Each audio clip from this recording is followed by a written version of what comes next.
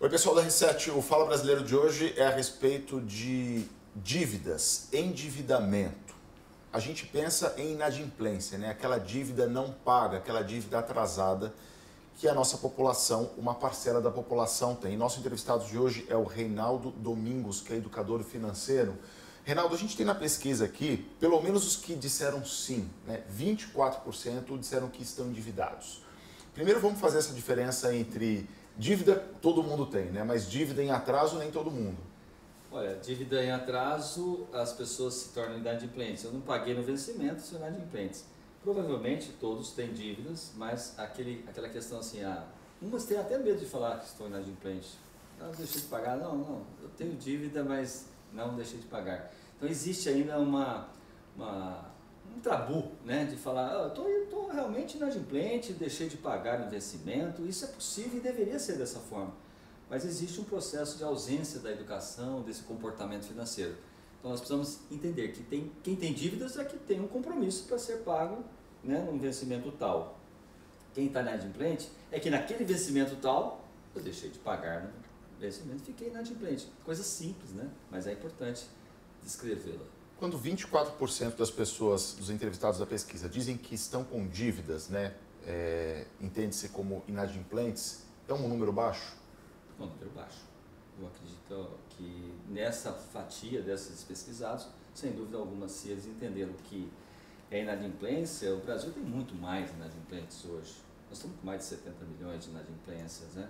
É que, na verdade, as pessoas ainda confundem a inadimplência com dívidas. Mas eu acho um número extremamente pequeno, perto dessa amostra, já que nós estamos hoje com um projeto aí Desenrola Brasil, para tirar todo mundo desse endividamento, dessa inadimplência. Então, acredito que seja baixo. Possivelmente as pessoas ainda têm um pouco de dificuldade de admitir que estão inadimplentes? Todo mundo tem, né? Poxa, eu errei, eu devia ter comprado menos, eu devia ter realmente tomado a decisão certa. Eu precisava disso, não precisava, então eu já fiz. E tudo que realmente acontece de erros ou acertos na vida da gente, a gente tem um pouco, né, de receio de falar com as pessoas. Principalmente numa entrevista, a pessoa fala, não tenho dívida. Ou não estou inadimplente. É uma questão ainda, um tabu a ser vencido. Quando nós perguntamos dos principais motivos dessa inadimplência, em primeiro lugar aqui as pessoas citam desemprego, depois preços altos, moradia, né? A inadimplência está muito ligada a desemprego? Ah, claro. Se eu estou trabalhando, de repente perco meu trabalho, sem dúvida alguma.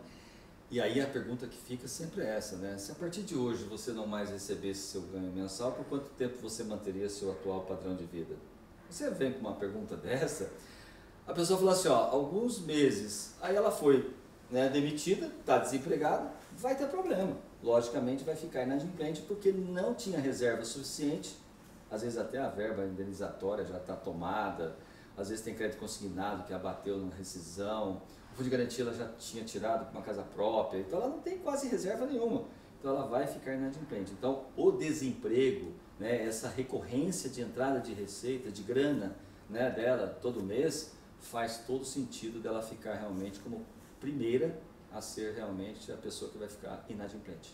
Valor dessa dívida, Reinaldo, até R$1.000, a gente tem 42% dos entrevistados e uma fatia maior entre R$1.000 e R$5.000. A maioria das pessoas devem menos de R$5.000? A maioria. Eu tenho convicção que grande parte dessa pleiade da sociedade brasileira acaba se enrolando nos pequenos valores mesmo, não são nos grandes, né? Geralmente não deixa de pagar uma prestação de uma casa própria, de um carro, que você vai ser, né, vai ser confiscado lá seu carro, então ele está em bens em garantia. Geralmente é lá no cartão de crédito, no cheque especial, que eu estourei ali, não consegui repor. Então as dívidas, ela permeia aí de 5.000 para baixo, bastante, a quantidade realmente bem acentuada. Isso aqui é sintomático de uma população com poder aquisitivo baixo? O poder aquisitivo do nosso país derreteu nos últimos anos. A gente vê que nós perdemos aí pelo menos 20% de poder aquisitivo. Os dissídios, né, os ganhos não aumentaram mais de 6%, 7%, quando antes foi 3%, 4% os aumentos. Tem dissídio de categoria que é 3%, 4%. Então imagina, o meu supermercado subiu, a energia, a água, o telefone, tudo isso subiu muito.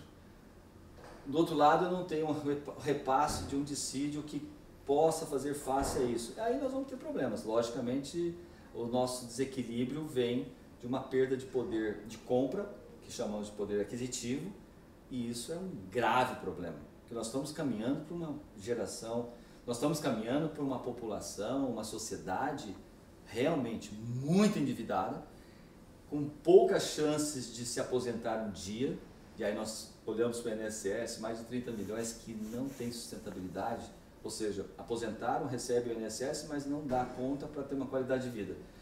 E ninguém está pensando nisso, né? Ou seja, não pensam em desenvolver uma reserva para poder justamente repor a renda ativa um dia que eu deixo de ter por uma renda passiva. Então nós temos uma sociedade caminhando para a miséria. É gravíssimo isso.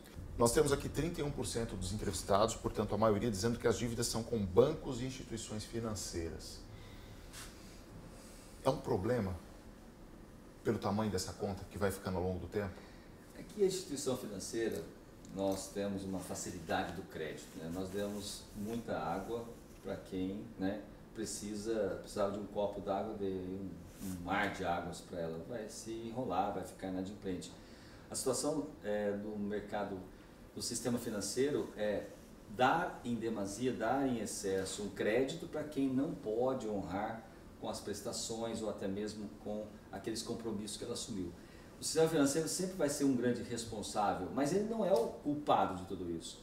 A culpa não está na instituição financeira, ela está diretamente ligada à ausência de educação dessas pessoas que usam o sistema financeiro. Não dá para ficar sem o sistema financeiro. Agora, nós precisamos saber que, de um lado, se eu usar demais excessos, eu vou ficar inadimplente. Então, grande parte vem do sistema financeiro. Por exemplo, se eu deixar de pagar uma energia elétrica, que virou uma dívida ao momento que eu usei ela durante 30 dias, vai ser cortada a minha energia. Então eu não vou deixar esta conta ficar muito tempo vencida. É rapidinho ali, eu paguei, no dia seguinte eu estou em ordem. O sistema financeiro não, eu deixei de pagar uma fatura, vai vir aí uma empresa de recuperação de crédito, então eu tenho tempo, né? Eu já usei o recurso, eu peguei um dinheiro que não pertencia a mim, que é de um financiamento, ou que é de um empréstimo, ou de um cheque especial, ou até do limite do cartão de crédito, um dinheiro que é de um terceiro. Então, acaba-se tendo mais problemas com a situação financeira, porque eu não vou ter nenhuma penalidade direta, a não ser a negativação do meu nome. Para 2024, né, perguntamos se as pessoas acreditam que no ano que vem ainda vão estar endividadas, e aí mais da metade disse que sim. Ou seja, já são brasileiros que não conseguem ver a médio prazo a eliminação dessas dívidas. Você percebe que nós temos uma grande parte que fala que já vai estar endividado. Chamamos de poder aquisitivo, estamos perdendo, né? O que eu comprava no supermercado há anos atrás, hoje eu compro 50% menos. Então, há uma degradação direta do poder de compra dos brasileiros, o que vai culminar com a inadimplência. Então, eu antes comprava à vista, agora eu compro a prazo, e aí eu começo a parcelar, eu começo a usar o dinheiro do terceiro, chega um momento que eu não consigo mais honrar esse terceiro. Por isso a inadimplência é tendenciosa ao crescimento, porque as pessoas acabam usando um dinheiro que não pertence a ela. Então eu acredito sim, que 2024, 2025, 2024, 2025 vai agravar muito esta situação com relação ao endividamento e também à inadimplência. Planejamento, vamos falar de planejamento financeiro. A pesquisa fala que 40% da população não tem. Planejamento financeiro parece ser um monstro, né? Na verdade, nada mais é que você ter um orçamento financeiro. E que eu ganho, e olhar o que eu quero fazer da minha vida, se eu quero gastar. Nós somos muito pagadores de contas, né? Nós precisamos mudar esse modelo, né? Por isso que o orçamento financeiro do brasileiro é ganha, gasta, se sobrar faz. Se faltar, vai no crédito. Nós precisamos mudar isso, nós precisamos fazer o que nós vamos fazer na Terra, ser feliz. Para ser feliz, preciso ter sonhos, eu preciso pensar numa aposentadoria. Então, esse modelo do orçamento financeiro, que chamamos de um planejar, chamamos de um GPS da sua vida financeira. Eu preciso saber o que eu ganho, como eu estou gastando e principalmente inserir entre o que eu gasto e o que eu ganho, o que eu vim fazer na Terra. Ser feliz, viajar, ter carro, ter casa, ter uma qualidade de vida, passear olhando ainda antes aqui para essas prestações. Então, no meu orçamento, eu tenho que pensar na aposentadoria, nos sonhos, nas minhas prestações, que é um compromisso, e aí só depois veria os gastos. Hoje não é assim. Eu ganho, gasto, não sobra, não faço. Isso daí independentemente do poder aquisitivo, do salário que a pessoa recebe? Independentemente do poder aquisitivo, certamente. Nós não é o quanto você ganha, é como você gasta o que você ganha, como você prioriza o que você quer. Nossas famílias, de forma geral, não sentam para conversar sobre recursos financeiros. Existe uma proteção, não, meus filhos não precisam saber. Só que a família tem hoje um gasto excessivo em tudo que acaba consumindo. Nós precisamos juntar a família, juntar as crianças, falar sobre isso e reduzir os excessos. Aí sim, a necessidade da gente realmente compartilhar esse conhecimento com a família e levar as possibilidades. Quais são os sonhos dos meus filhos, quais são os sonhos nossos, coletivos, individuais, quanto nós vamos guardar e da onde nós vamos tirar esse recurso. Está no excesso de energia, de água, de alimentação, de forma geral. As famílias brasileiras têm um excesso hoje de 20%, 30%, até 50% em tudo que consomem. Aonde está a verdadeira poupança? Não é pegar o dinheiro e simplesmente guardar no banco, uma aplicação, um investimento. É deixar de gastar. Por isso a necessidade da gente realmente retomar aí uma linha de comportamento das famílias. Explica melhor para a gente quando se fala em excesso de tudo que gasta. Energia, vamos lá. Você deixa a lâmpada acesa, a televisão ligada, quando está calor, ar-condicionado, e aí você tem lá o seu computador, deixa ligado, e aí você começa a ver, toma um banho mais longo, você gasta energia, você gasta água, e vai por aí. Supermercado, você não faz uma lista, você simplesmente vai e compra quantas vezes for necessário. Então você vai para lá, você comprou algo que não precisava, você não olhou na sua despensa, e você começa a perceber que a alimentação tem um peso muito forte dentro do orçamento. E todo mundo come em casa, todo mundo tem que se alimentar. Então nós temos um problema de excessos de gastos e desperdícios deles. Isso é mais que comprovado. Se a gente olhar para o nosso mercado, dá para economizar 40%, 50%. Se a gente fizer uma compra estruturada, bem organizada e comprar só o que necessita. A gente não vai com uma lista definindo qual a quantidade, qual o item. A gente vai, no máximo, falar, não, a gente precisa de açúcar, a gente precisa disso. Mas não sabe. Aí você vai lá, perdeu o açúcar por validade, você perdeu muitas coisas. Geladeira perde muito, padaria perde muito. Então nós temos um problema aí para ser resolvido, grave, que é o consumo em excesso. E esse excesso causa a perda do poder aquisitivo com mais velocidade ainda.